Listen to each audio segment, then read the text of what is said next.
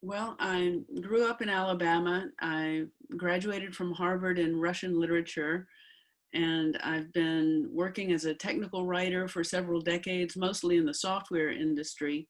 I came here to work for Rosetta Stone and have worked for them off and on for about 8 years. I was their first technical writer, and once I was laid off from there, I launched my own freelance business, and I've had clients rather, in all over the country, all over the world. So one of my main clients is in New York. So I figure that's bringing money into the community from New York that I then go spend on at the co-op and the Green Hummingbird. I said I had a good time talking about that in our candidates forum with Dina and Charles.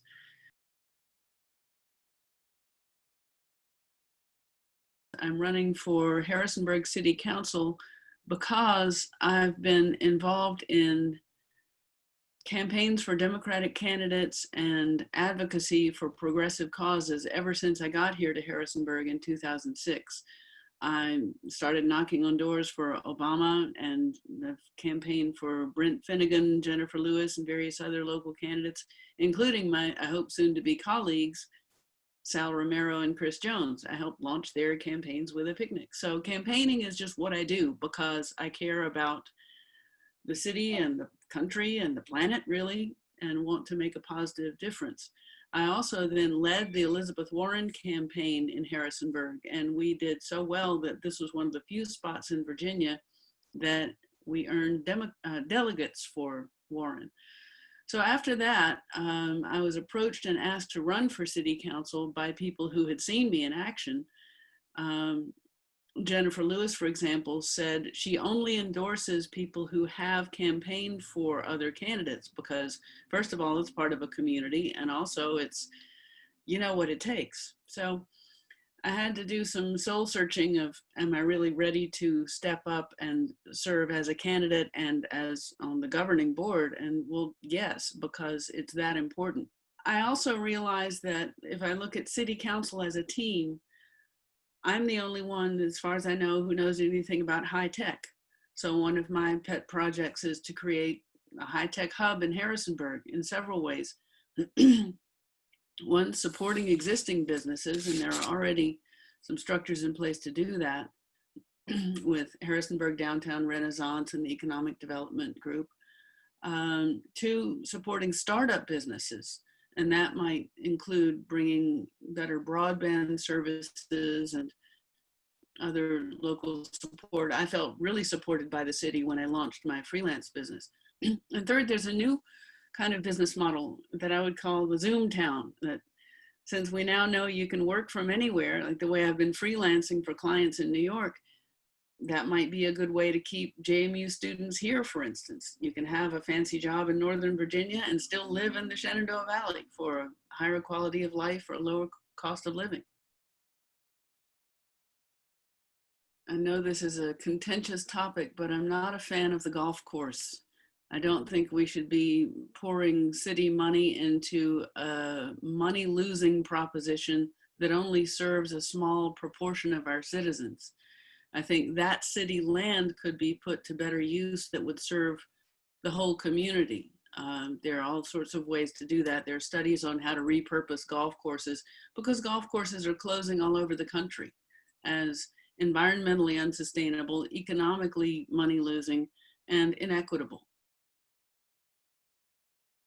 And we have the classic town and gown contention here. I will say I saw it a lot worse when I was at Harvard, and Cambridge was a very culturally different city from this elite university, so they didn't get along very well at all. I think JMU and Harrisonburg are somewhat more intertwined.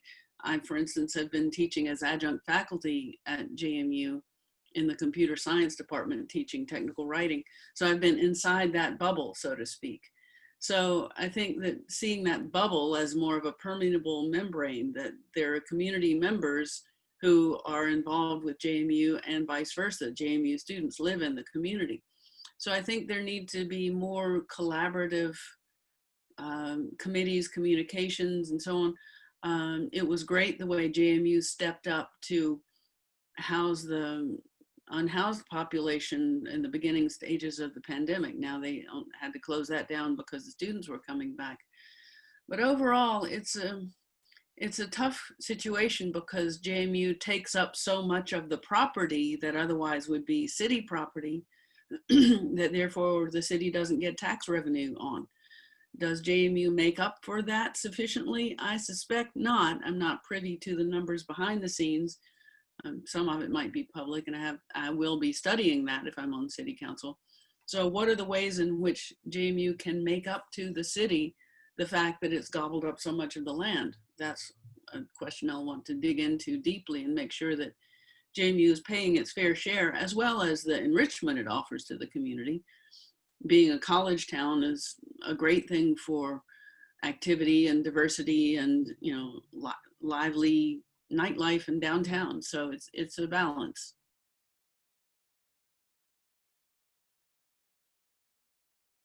Well, as it has evolved, I'm kind of by default the most progressive candidate, so to speak, as in others are more, I would say, centrist. And I've been, as I say, advocating for progressive causes, holding up a sign in Court Square. So people who believe that climate change is a really important issue, for instance, will find a fierce advocate in me, that just because something's been done this way doesn't mean we can't change it. Let's look at what we want to be the outcome and figure out how to do it, rather than say, oh, it's going to be too hard to change, that I've heard sometimes from the sort of past city councils.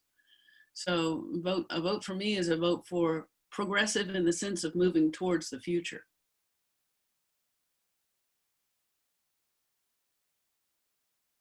Oh my gosh, the diversity. As a language geek, I just love that there are 47 languages spoken in the high school, and the international festival is just a wonder. That I love that there's a Russian community and a Kurdish community and an Ethiopian community, and we all get together and dance together. I mean, we did when they had the festival down in Hillendale Park this year, where they're not able to have it, unfortunately, but that genuine cultural diversity is astonishing for a community this size.